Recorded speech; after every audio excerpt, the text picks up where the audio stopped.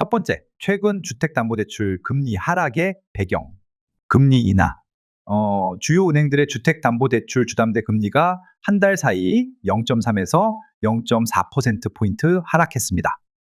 이는 은행채 금리 하락에 따른 것으로 5년 만기 은행채 금리는 지난 한 달간 0.319%포인트 낮아졌습니다. 기준금리 영향. 한국은행의 기준금리 인하와 미국 국채 금리의 안정화가 은행채 금리 하락을 이끌었습니다. 두 번째, 대출 문턱 완화와 변화. 은행권이 자체적으로 시행하던 대출 제한 조치를 점진적으로 완화하고 있습니다. 하나은행과 우리은행은 비대면 대출 판매를 재개하며 대출 접근성을 높였습니다. 2025년 가계대출 증가폭 목표치가 확대될 가능성으로 인해 추가 완화 조치가 예상됩니다. 세 번째, 가계부채 급증 우려, 풍선 효과.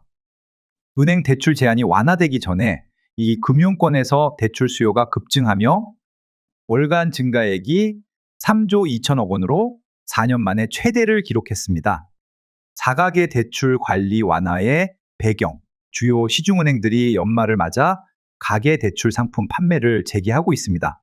하나은행은 전세대출과 주택담보대출 주담대, 비대면 상품 판매를 다시 시작했으며 대출 실행은 2025년부터 가능합니다. 우리은행 역시 비대면 부동산 금융상품 판매를 2024년 12월 말 재개하여 2025년에 실행하도록 준비 중입니다. 오관리 강화와 완화의 균형. 올해는 가계대출 총량 관리를 위해 판매가 제한되었지만 새해가 되면 관리 기준이 초기화됩니다. 이에 따라 은행들은 연간 대출 한도에 맞춰 상품 판매를 조정하고 있습니다. 대환 대출 목적의 대출 제한은 여전히 유지되고 있어 대출 환경이 완전히 자유로워진 것은 아닙니다. 육실행 여부에 따른 추천 전략, 대출을 실행해야 할 경우 금리가 낮아진 현재 조건에서 대출 실행을 고려하되 고정금리 상품을 우선적으로 선택하여 금리 변동 리스크를 최소화합니다.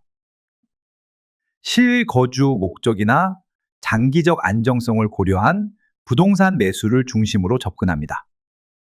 대출을 미뤄야 할 경우 추가적인 금리 하락 가능성을 기대하며 2025년 초 대출 시장이 더욱 안정되기를 기다립니다.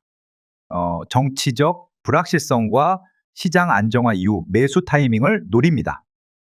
결국 대출 실행은 본인의 재정 상태, 금리 변동 전망, 시장 불확실성에 대한 수용 능력에 따라 신중하게 결정해야 합니다.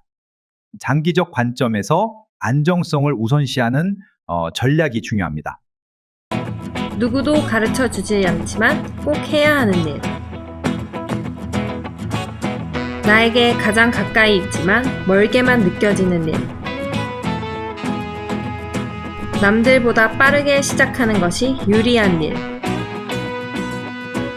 내가 하고 있는 일은 내 집 마련과 투자입니다. 교통망, 상가, 입지, 세금, 청약. 나는 이 모든 일을 스마트 튜브 경제 아카데미에서 시작하고 있습니다. 스마트 튜브 경제 아카데미.